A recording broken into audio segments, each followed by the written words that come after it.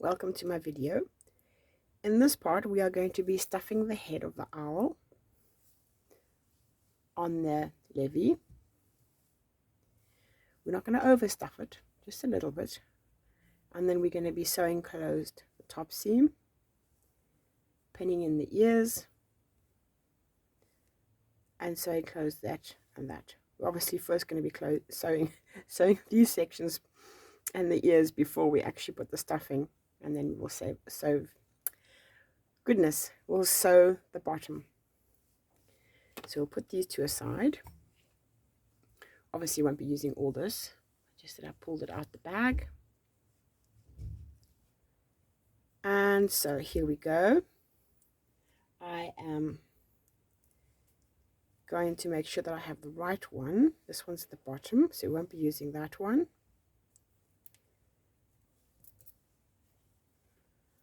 I'll be using the top thread. And let me zoom in a little bit.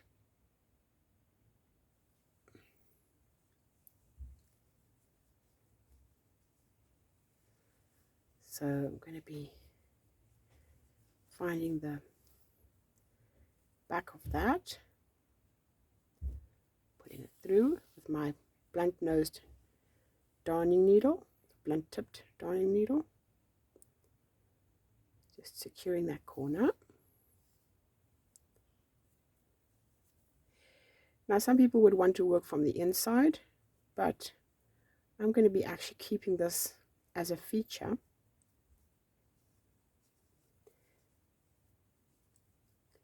So I'm going to make sure it's nice and even, and then I'll be weaving backwards and forth.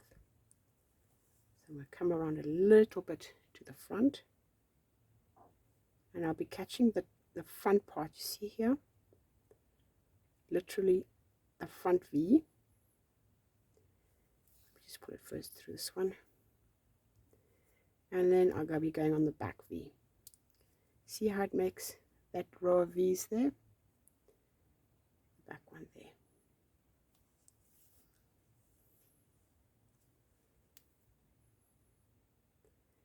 Through here, through there, whoops,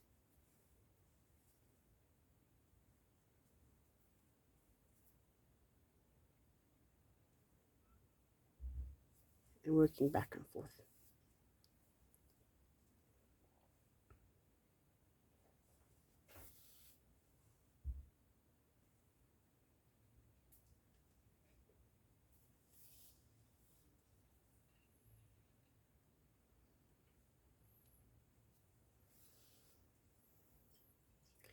It's going to make a fairly firm ridge at the top with a slight little wave in it.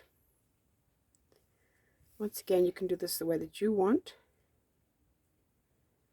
You can even make them different for each one. You can either use the inner V, or you could literally go straight through,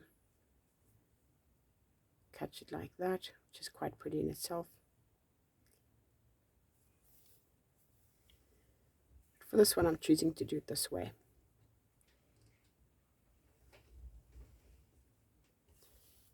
There we go.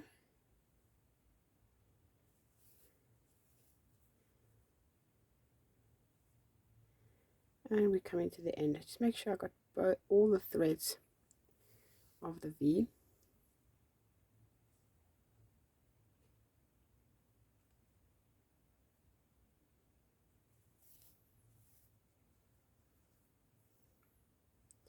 This last little one, tuck it nicely in. First doing the back one, and then I'm coming to the front. And then I'm going to go through again. Okay. Now what I'm going to do while I'm on this side is I'm just going to pin the ear. You could go all the way across. I'm not going to do that. So go inside, come out wherever you want, and then going through again, coming out at the front. Just a couple of stitches, round and round and round. 1, 2, 3, 4. Once again, you can work this the other way you want to. If you want to go across, you can. It's just to keep a little bit of shape to the ear. Now what I'm going to do is I'm going to go back to that top there, to this corner. Once again, my personal preference. You can do it the way you want. I just like my work to be really firm when doing something for a little baby that's going to have a lot of usage. I'm literally going back all the way. It's going to be doubling up those stitches, making the top nice and firm. Even if you had caught all the V's, you can still work your way back. Or if you were just working on the inner V's, you can still work your way back. If you didn't want to work your way back, then you can just carry the thread across so that you can come out at this corner here. There we go. I'm going to be closing this off here. Make sure that it's a little bit balanced. Fortunately, that little one is a little bit sprayed out. It's a little bit shorter in the back. I have to give it a little tug. You can work from the inside, or work from the outside. Let's work from the inside for a little bit, just so that we can work this guy here away. So taking the yarn through again, I'm just going to make sure that corner is nice and neat.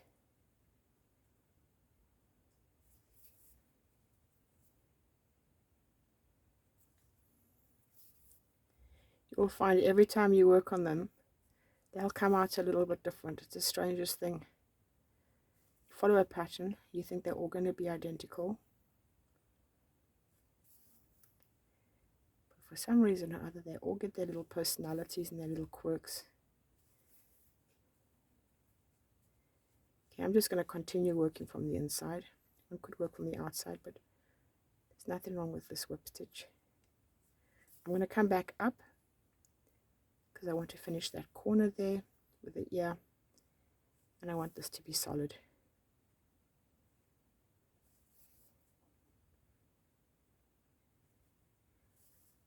Going back and forth. It's not actually a whip stitch. A whip stitch goes like that.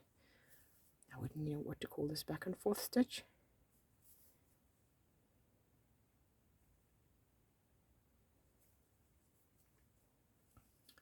Matching up those little ruffles.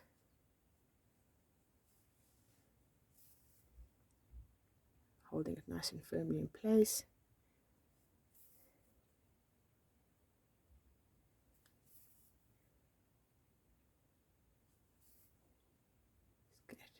Go into the knots created by the knit stitch.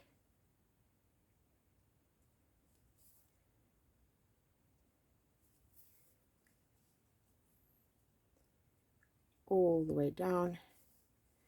Now I want to finish that corner there, and I don't need to bring the yarn back because I have a piece here to sew it up when it's been stuffed.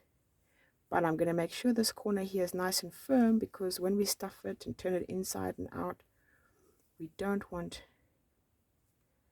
this to come loose. Make it nice and tight again. That's why I like the thicker yarns, the thicker DKs when I'm making toys.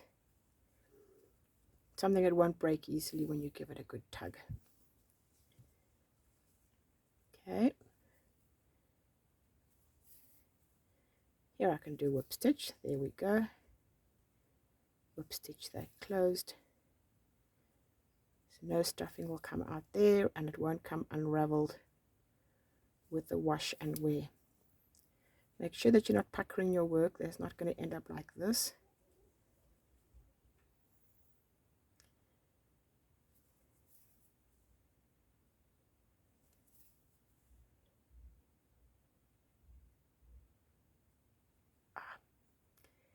Because it's a blunt needle. Sometimes it doesn't want to go through. So I like to work with the smaller ones, especially when these stitches are as tight as these ones are. Okay, so now we've come up to where the ear is. I haven't fold that one out. I'm going to be folding the work inside out. Just before I do, put the needle through there, so he's going to feed out that way, making sure not to damage your work. Doesn't catch on any of the little stitches.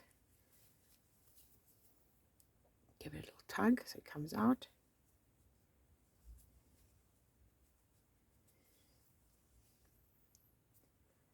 Open it up nicely.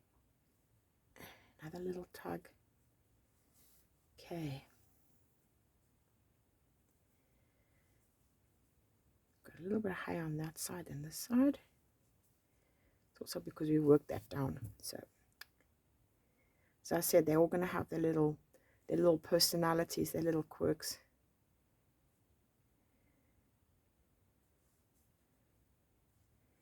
Okay, let me see how many I've done. 1, 2, 3 inwards.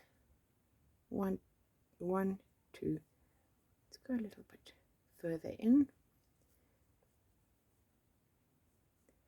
2 down.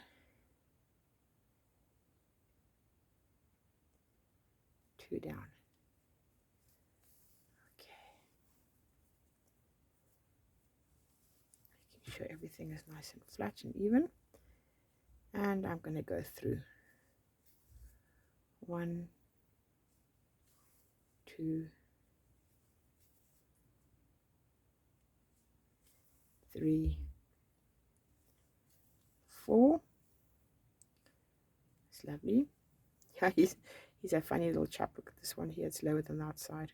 I must have done something wrong with my stitch count, because this guy, look at that sticking out. I hate to say it, but I think I might have missed the corner. Well, he is what it is. He is the way that he is. Because when we work the stitches as firmly as we do, there's no way we're going to be getting those loose. To correct that, build it up a little bit. You see what I'm doing? Just building it up.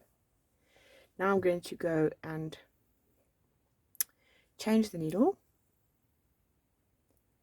I'm going to come back and just try and fix that corner ribbon. I'm improvising as I go. Okay, just one more little twirl around, just to build up that little corner a bit more. Yeah, lovely. Work in. I'm going to carry this thread further down. Because it's a sharp needle, it's going to catch the yarns and anchor itself. So if you wanted, you could go all the way down to the bottom and you could use him to sew up the bottom, but he's not very long. Look at that, look how much we've used. That's fine. And once he gets stuffed, you see he's a little bit uneven there. You think, oh no, but once he gets stuffed, he'll be fine. I said I'm not going to use much at all. I'm going to test run it. Normally I do this over the floor because there's little pieces that come out, but I want to demonstrate. Just loosen up your fiber. It's new fiber. I got it from a shop that's approved. I use my little tail. Let's just cut that guy off. He'll be inside. Let's see if I have enough.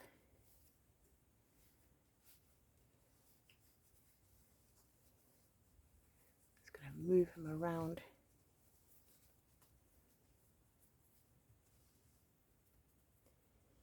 Yeah, that's fine, because I really don't want these stitches to spread out like that. I don't want them to be overstuffed. Just a little bit of a 3D. See if I put my finger in. Could have a tiny bit more. Smallest little bit. Take that guy out because I want to mix this in. Okay.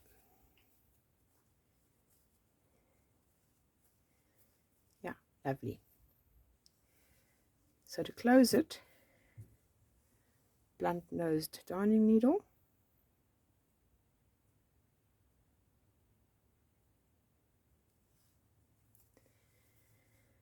You can whichever angle you want. You can work this way. You can work up. So let's start at this angle. Bring that yarn out. We're also going to overwork this because we want it to be nice and firm. And we want those things to be inside. They're not attractive. I'm going to catch both of the V's. Make that a little bit more solid. And both of these V's here. Come back into the one where I've just come out of. Go back in.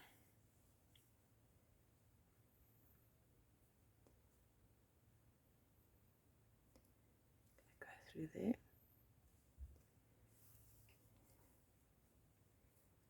Remember, in theory, I'm working with 9 stitches and 9 stitches. So, if all goes to plan, my count will be right. Remember this first row here? 1, 2, 3, 4, 5, 6 are left. Working this one here. 1, 2, difficult to see. Let's see. 1, 2, 3, 4, 5, 6. Yeah, there's the little knot.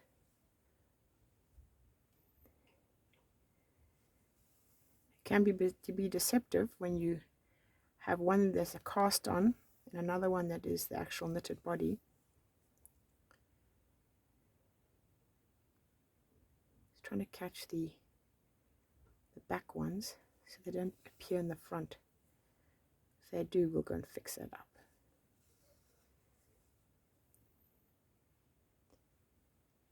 Okay, this one here, so busy talking, came through the wrong one, so that's easy to undo. I want to come back in where I came out. Then I go to the next one. Catch these V's here. Go back in where I came out. Next stitch. Go in here. If you're working in one color, because the head is the same as the body, you can completely change your technique because you're not working with 2 different colors, and so it really won't matter. Okay, come back in where I came out. This is the last one.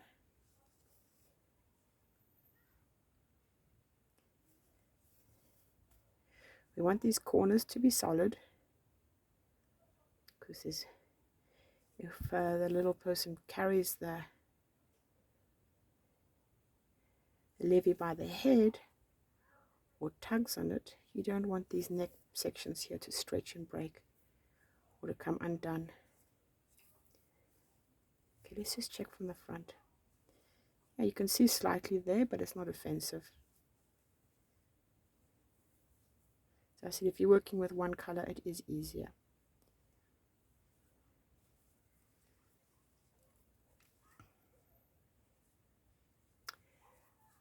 Okay, just did one more. I don't want the colors to leak into each other too much. What I am going to do now is I'm going to change the needle, and then as I work backwards or back along the row, I'm going to use a different technique so that the yarn will catch and grip. Maybe just one more.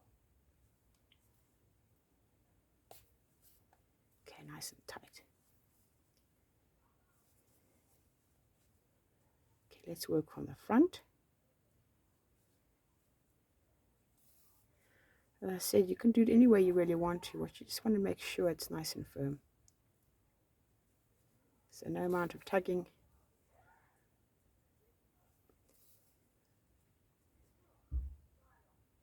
Go back into that V. Take these two here. Back into that one there. Just trying to close up any little gaps. I pulled it a little bit tight. See, when I pulled it too tight, it pulled in. So I'm going to pull them back. Close up any little gaps or anything that might be loose or that little fingers can grab onto and pick at and pull.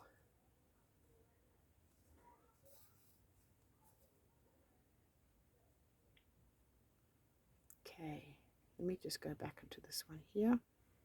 So I want to work this corner a bit more. I said I work these things a lot, over and over and over, just to make them nice and solid. Go around one more time. There we go. See? Solid.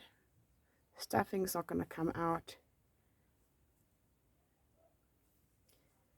Let's go through there. And we're going to check the back. If you think this little chap might last for 3 years, if he is the little cuddle blanket of a little baby or a little child,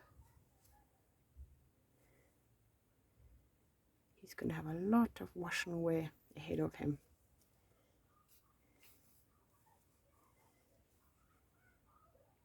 I want to just catch that one over there. You can see how it's coming out. I don't know why. Pull it back. I don't like this one coming out there, so okay, just we wrap around him and then pull him under. Keep that back. Come out again. Catch him again and pull him under. There, I'm happy with that. Okay, work to the end. So we've literally, with this sharp needle, we've literally gone along this row twice.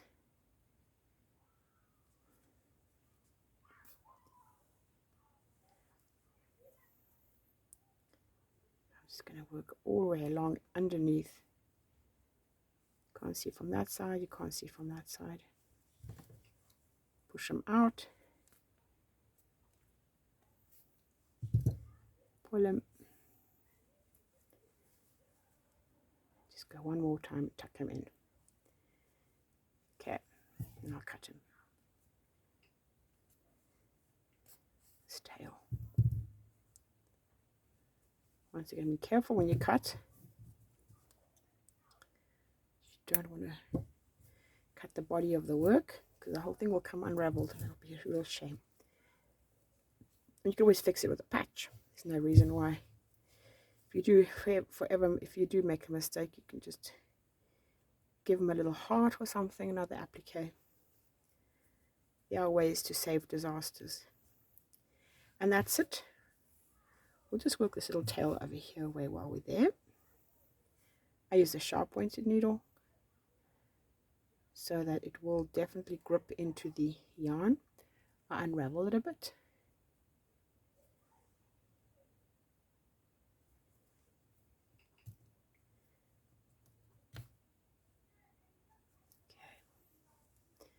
basically went through the knot, the starter knot.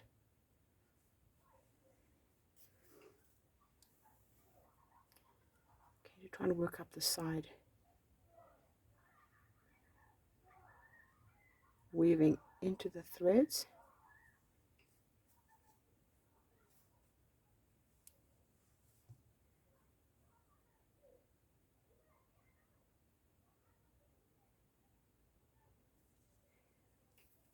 And then I'm going to turn around,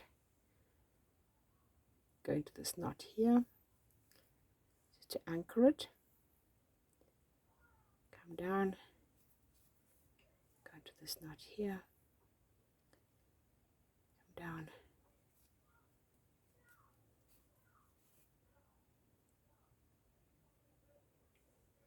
go into this knot here. See, I'm going literally back onto the knot.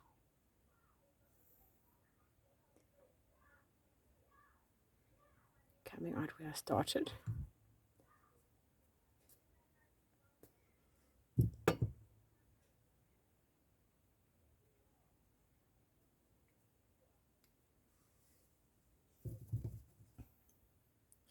If you want to, you can break this up into 3 before you start sewing away the threads, and you can go in 3 different directions. It'll be absolutely invisible. But I'm very happy with that. So he is now complete. There